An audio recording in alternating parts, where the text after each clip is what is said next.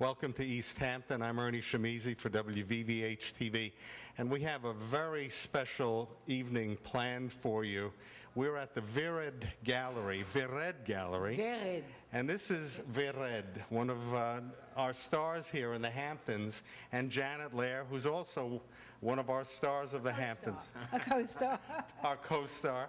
And this is the VVH Gallery, which is the premier gallery here in the Hamptons. There's nothing that you both have not seen or sold or experienced. And what I'm most impressed is your knowledge and love of art. But there's always something else. Don't say there's nothing that we didn't. Every day there's surprises. Every day there is something else. And life is great. You know, we have the best people, the best collectors, and we are here 33 years, so we learn a lot. Absolutely. And Janet, you always make news because this gallery, this gallery and this gallery has always been on the cutting edge here from East Hampton, which is your home base. Let's talk about what's happening now. There's a special auction taking place here at the gallery, and let's talk about that, and then we'll talk about what is being offered, which is mind-boggling in anyone's frame of mind. It's interesting, just to cut to the end first, mind-boggling. We had a curator here from I won't mention a large city in the Northwest, who came in, looked around and said, "Your art is so much more beautiful than what we have at the museum." That was just this morning. Yes, we have beautiful work. The work is, in a sense, self-generating. We've sold beautiful work for 30 years, and people resell it through us. They buy new work, and as they stay with us, their collections grow. So that's really what we're into, developing collections for our clients. VVH, you're making news today. In fact, in today's Daily News, there was an article, and you have something very special to show our viewers. So if we may, can we... Yeah, okay. I also want to say that this is our annual auction, and all those lots here that are more than 100 are going to be in a silent auction, and it ends on the 12th of July, which is this coming Sunday, at 4 in the afternoon. So everybody can come here. It doesn't cost anything. You'll see great art.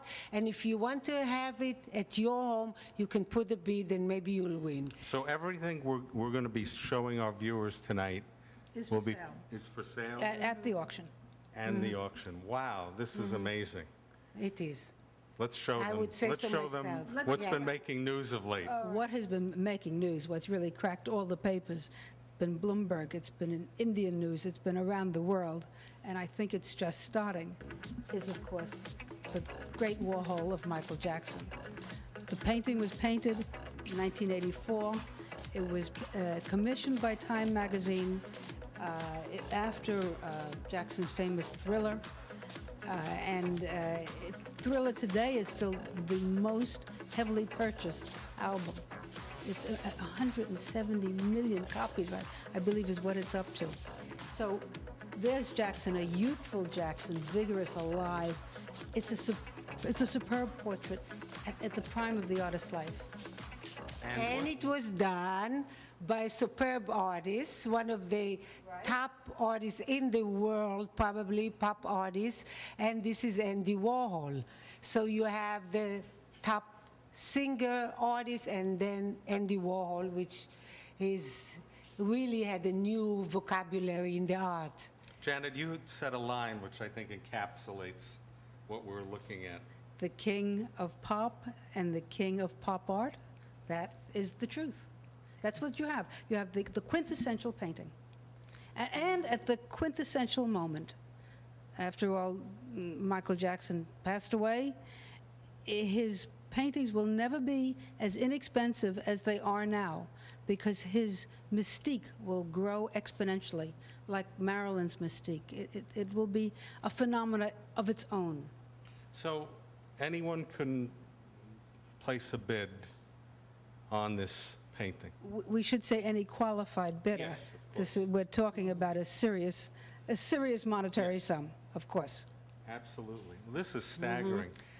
You It know that if is. this was in any museum in the world, there'd be People would line up. thousands of people line lining see up it. to see Well, this. it is the modern Mona Lisa, sort of, that kind of caliber of quality and of special of our time. When would I say. came here this morning at 9, there were people outside. Now, it was just a testament to the Michael Jackson Warhol combination. It's an extraordinary. The people really respond. Well, it's also in testament to the two of you, because people know, people who own this level of art, They that can trust us with it. They can resell through us, of course. this is the imprimatur of your reputation of what you both have. Well, Janet, that's how you survive so many years. You Absolutely. can't do it if you don't give people quality and also a commodity, something that the price go up and up, and they see it. absolutely. We beg them to sell. What To keep things moving. Yeah. No, you don't understand. We beg them to buy, yes, and we beg them to hold and love and enjoy. And when they want to sell, fine, we will happily do that, and they can really want do something else with that And money, they come buy right back- more art. Yes, and they come back here to the Vered Gallery. To the Vered Gallery in East Hampton, and sometimes they don't think of selling, but we know we have a client that is dying to have this piece, and we offer them a price that sometimes they don't refuse. Well, you're talking about something which we should mention. As an investment, we all know how other investments have not held their value. Art not only will hold the value, but it increases in value nicely, very nicely. It does, the maintenance is minimal, absolutely minimal, the cost of insurance, and you get the pleasure of enjoying it.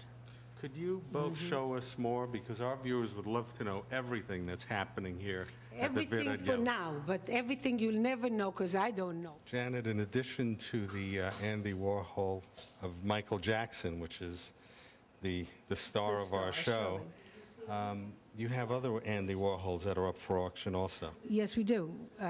Warhol is certainly one of the masters of our era, and he's very collectible, and people have been buying and trading, and this drawing, which is on Andy Warhol's factory stationery from Andy Warhol films, it's really exciting, where he sketched the Campbell soup can, 1970, signed his name, and you see the details of his life, you see an address, you see an appointment, but it might be called ephemera to some, and to others it's a wonderful drawing with the identification of the artist, not only the signature, but his place of work where he created his films. And this is where he came up with the idea for the Campbell soup can. This might have been, but this was certainly where he filmed those wonderful films that went on for 6 hours and 7 hours of sleeping. That's right, at Union Square West. Right. Ernie, if we're talking Warhol, we have the fabulous Michael Jackson. Then we have the work from the factory. Now we have work that was a commission, the Absolute Commission. At a time, Absolute was commissioning many artists. This is Andy's work. It's a beautiful, it's an acrylic on paper, it's a unique work. Though we do have some of Andy's graphics, not in this sale, I do love the unique pieces. Janet, our fourth Andy Warhol that will be up for auction. What a beautiful image of Judy Garland. It's a beautiful image. It becomes the Black Gamma ad. It's a very famous image. It's a very, very hot piece.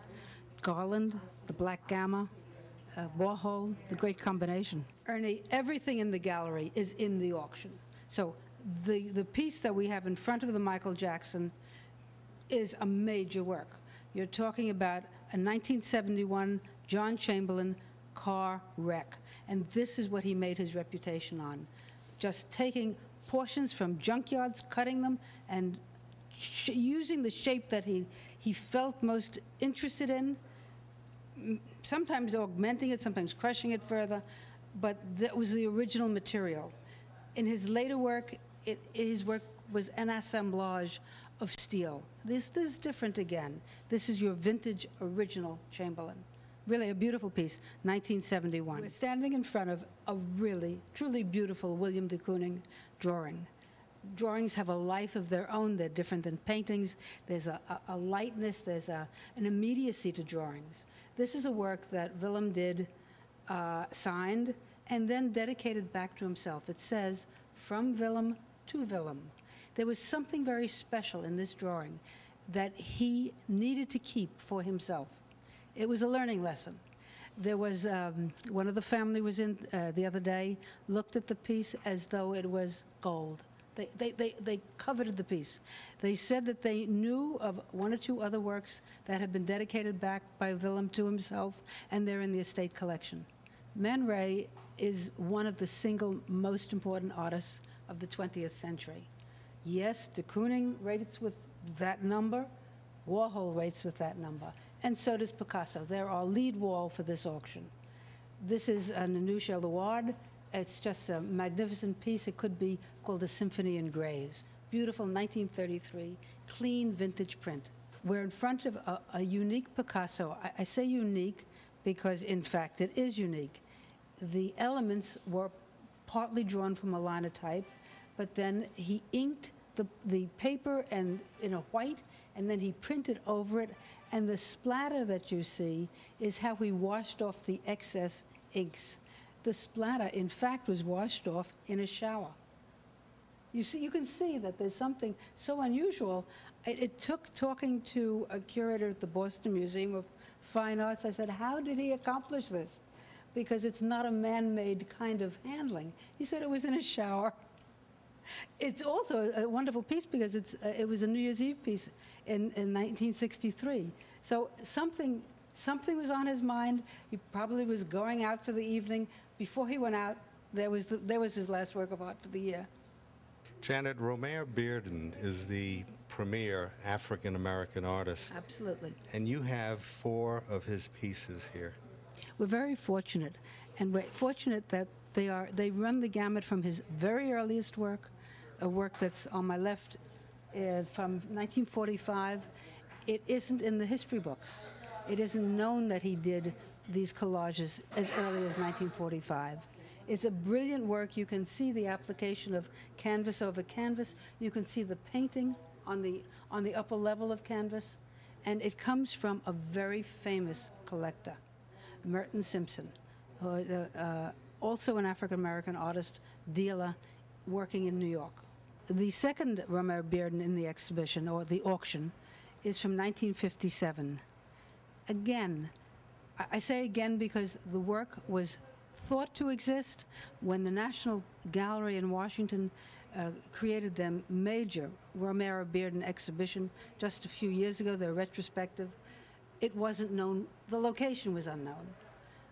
It's called Land Beyond the River, which is Land Beyond the Jordan. It's a very soulful piece. Bearden himself was born in Mecklenburg County, Virginia. He came up to New York City, studied, went to NYU, and then became a social worker in New York. That's how he supported himself, always working at the same time. We see this from his early pieces, that he was an artist. The painting is a beautiful narrative of, let's say, Southern Baptist church-going life. You have a senior, a member of the community, smoking a cigar perhaps. You see the flame. You see the church in the background, the clouds. The title of the piece is part of the piece, Land Beyond the River, which is, of course, the Jordan. And you have the family, the mother, the child. I'm presuming that's the mother, and the house, the community in the background. It's a very close-knit group. His collage now is much more specific. The first piece we saw from 1945 was an abstraction. This is very much representational. This is a descriptive piece. It's a narrative. It's telling you a story. And from here, he moves on. Janet, our third in the collection of Romare Bearden. It's a beautiful work. It fits chronologically between the first and second that we saw. You see that there's a great influence of abstract expressionism. You see the looseness, you see the drips that work of Jackson Pollock and Willem de Kooning made possible. This was a new freedom for artists. They didn't have to be precise. But you also see here very clear use of forms. And these forms become the forms that become the narratives in his later paintings. So it's a very beautiful transitional piece. It was exhibited in the Cordier and Warren Gallery. They were an avant-garde gallery. It was exhibited in the year that it was painted. It's a beautiful piece, 1959. And we have the fourth piece of Bearden in the gallery. It just so happens I'm always looking for rediscovery. I'm looking for avant-garde work. And we've been lucky. From each one comes from a different source, a different collection. The Bearden that we're looking at now, which is called Opening at the Savoy, is one of Bearden's major themes, jazz. And this was painted, it was painted the year before his death in 1987. It's absolutely a first-rate, luxurious, wonderful, exuberant painting. This is Bearden at his best. You can see that he's used cutout, he's used oil, he's used painted paper that he then collages. It's a triumph. It has all his bells and whistles. Janet, here at the VVH Gallery, I'm amazed by the museum level of art that you've assembled. But I'm also, and this is in credit to your ability to put together painters and paintings that speak from disparate periods that speak to each other, and we have two right behind us here. We do. We have two paintings, one on the right by Twombly, Cy Twombly, and the one on the left by Milton Avery. Both beautiful paintings, each for themselves. The Twombly, for many people, would be a scribble. But when we look, for those who know art and love art, we can look at Twombly and see it for a continuum of art history. But in this exhibition, I was fortunate, in this sale, I was fortunate to have two paintings that are very similar in composition. When you see them together, you see that the balance, the movement, repeat one another. Now, the Twombly is 1962. The Avery is late 40s. Rothko looked at Avery. Gottlieb looked at Avery. Alex Katz looked at Avery. They've all written about it. So in this way, Avery was the father of the generation of artists that followed him. I mean, I hope, Ernie, that you see how the two play with one another and how exciting it becomes to see that play. Well, under your trained eye, I can see that what you described and the imagery of what these both great artists have achieved. Yeah. Absolutely. But most recently, Twombly, one of his paintings sold over $1 million of this size. This is not a large Twombly. And just a week ago, one sold for over $1 million. And by the same token with Avery, whose prices are on the rise, in this economy, which is certainly in many areas not the best, Avery's prices have been striking new highs or equaling old highs. An oil of a similar size sold maybe 2 months ago for $2.2 million, and I'm only quoting prices that are a public auction.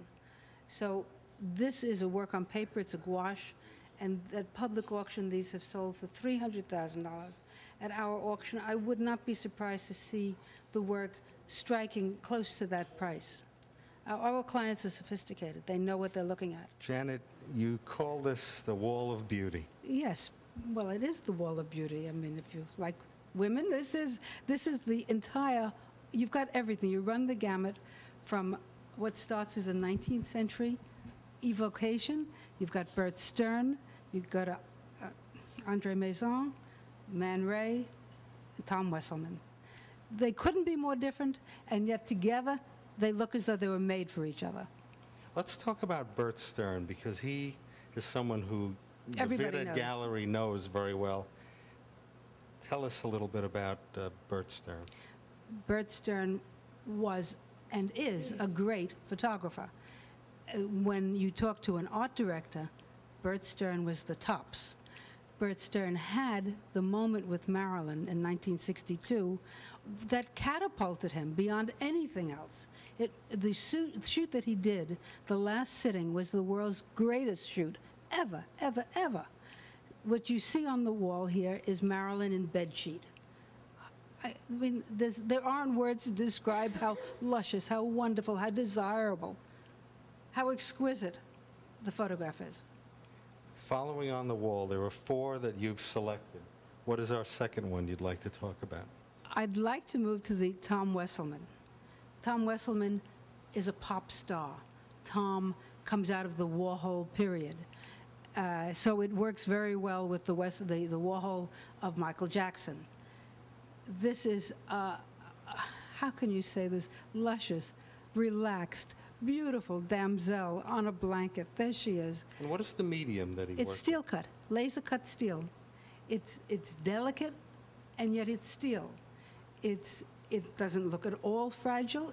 It looks somewhat like a line drawing on the wall, but it is its own piece of art and can be moved to another place. Beneath it, I hung a Man Ray from 1927. When you see the two together, you say, oh, well, Wesselman didn't spring from nothing. There's a tradition. Well, all art is a tradition. The Man Ray is beyond beautiful. It's elegant. It's a perfect Art Deco piece, if you think in terms of period and style. Then we're going to move into the center of the wall. It's a salacious painting. There's no other way to look at it. It's a picture of the famous Courbet that was executed in 1856, and it's now a contemporary artist, contemporary 1955, who's given his version of the piece. But the story behind it is delicious. This wonderful Andre Masson, painted in 1955, was purchased by his brother-in-law, the great Lacan, the great French psychiatrist, and a very well-known figure.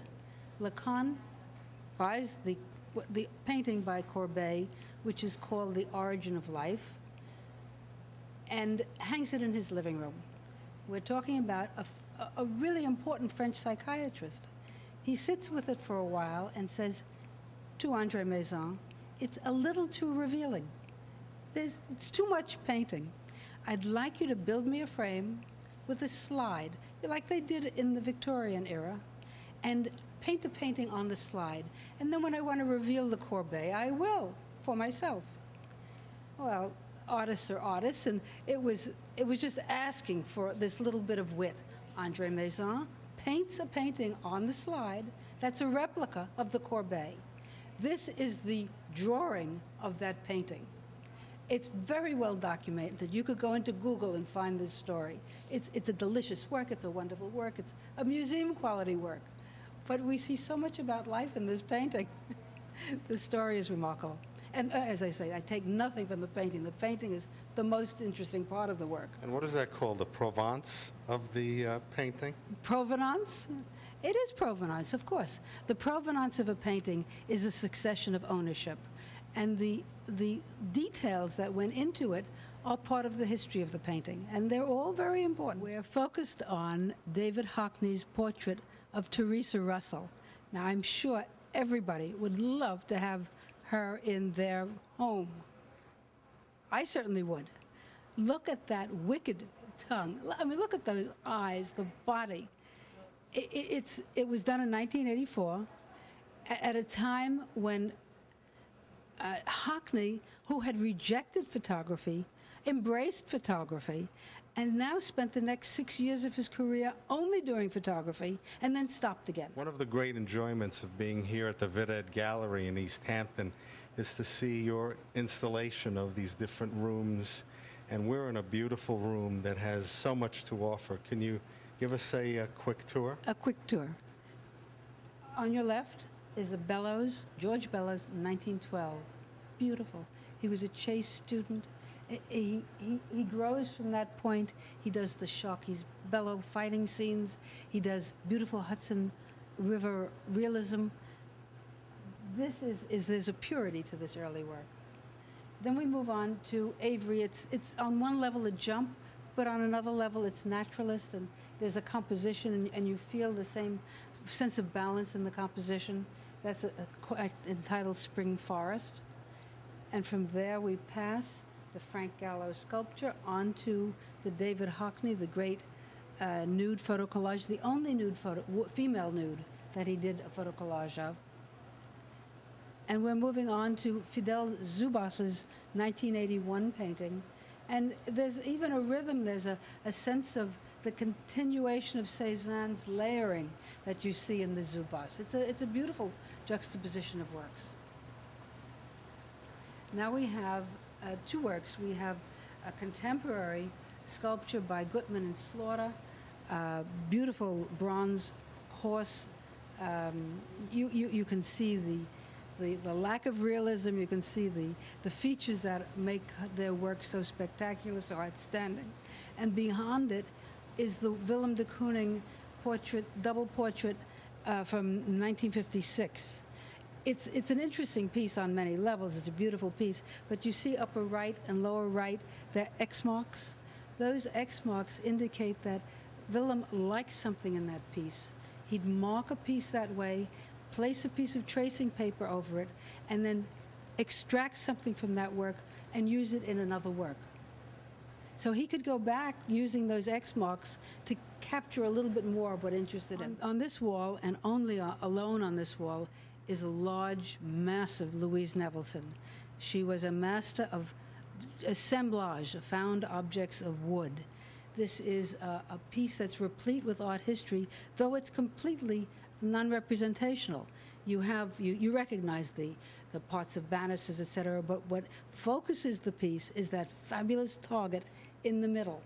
And if you think target, you think again of art history. You think of Johns, you think of artists who have used, like Nolan, who've used a central circular form. The piece is powerful and very exciting. Here at the VVH Gallery in East Hampton, it's exciting, an education, and what a joy to be with both of you ladies. Janet, thank you for the tour that you just provided to us. It was my pleasure. I love doing it. You love She art? really does. She really does. Love talking art. I love talking to you as well. Well, thank you so much. And we love being here, being with the both of you. This is a big weekend. This is the auction weekend. So just one more time, if we can give that information about the auction. Okay, it's our annual auction, and it ends up on July 12th. It's on Sunday, this coming Sunday. And in the meantime, everybody can come to the gallery. We open from 11 in the morning until 9 in the evening every day. Or later. And, or sometimes later, yeah. And all year we're open, actually. This is not a gallery that open in the summer. We open in January and February and March, and every day of the year, all year round, for 33 years. No, in the beginning I wasn't open every day. At those days, people weren't here. You'd think that after Labor Day, they closed the bridge.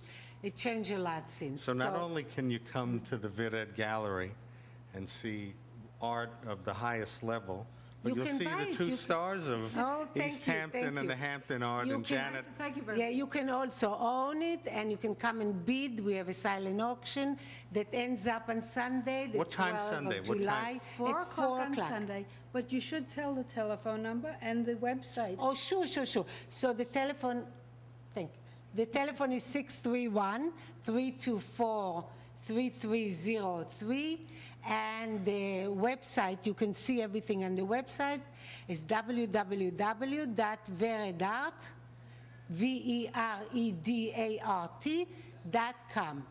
And you see everything, and then you see what you really want to pick for yourself, and good luck.